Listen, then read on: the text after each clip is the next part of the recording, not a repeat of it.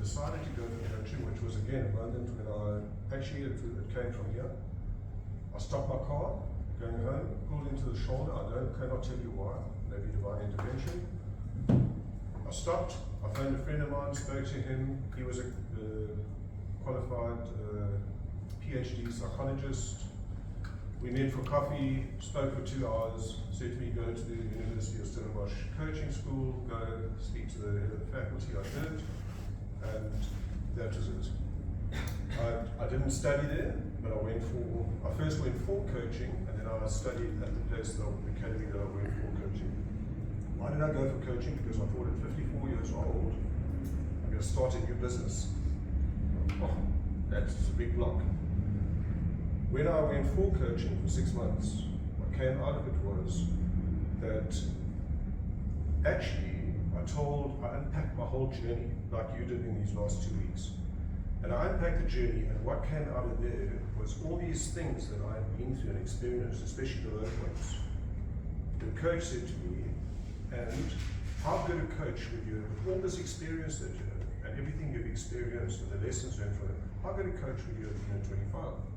And that was a trigger for me. And so I started coaching. Why business base camp? Because of my love for the mountains and my intense reading and research about these brave men and women climbing Everest, and I relate everything in my business to the sport, because that's the world I come out of. That's what informed me in my business. So I'm always using analogies of sport, and hence the business base camp became very clear to me how important it was to these people on the mountain as to how important it was in business. So I valued respect extremely highly, and I believe, not only today, but even when I was at school, I saw it, and I only saw it later on when I went for coaching, why I behaved like I did at school. So if people, the nerds like at school were bullied, okay, I would go and stand up for them. I often didn't always come out on the right end, but that was it. And so that for me was highlighted to me how much I do value respect.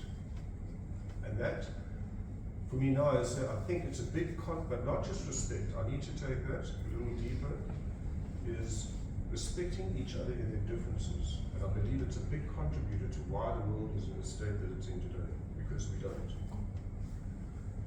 So I came up with the purpose of, my purpose of Dare to Be is to inspire people to respect each other in their differences. And that was it. Then I tested it on people. And I tested it with my colleagues at my coaching academy. I then tested it with the people at work in my own business. And I then tested it with clients that I was working with. And they said to me, where I tested it, they said, what do you do?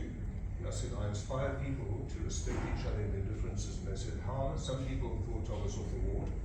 And some people said, how do you do that? And I thought, that's cool. Because they asked me how you do it. That was my test. And so I did it. Then I went, no, I need to move to the next one. So the values of Dare to Be is to respect differences is number one, because that ties in very much with my purpose. And my purpose came the integration of my values. And that value was a personal value that I brought into my business.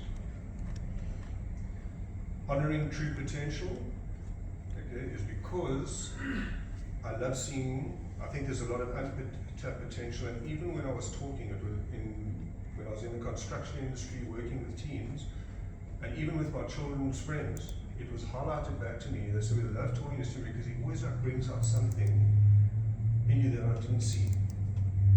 So I thought, okay, hold on. You're unpacking, this is the feedback you're getting, you're unpacking people's potential. Being transparent is extremely valuable to me, because if you take it back to what you were talking about earlier, is whatever I put out there needs to align with, I need to be honest, not with you, I need to be honest with you. Being courageous, comes from some of the stories that I told you about, but it also very much links to Dare to Be, and I will tell you where Dare to Be came from. It's not just a logo, and it's not just a name. But I had to step out of my comfort zone many times, and I had to be courageous and bold in doing it.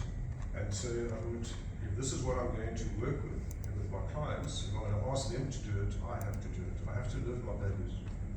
Be trustworthy goes hand in hand with being transparent, and it's also the only way I will form relationships with my client, with my clients or prospective clients, which is very important to me.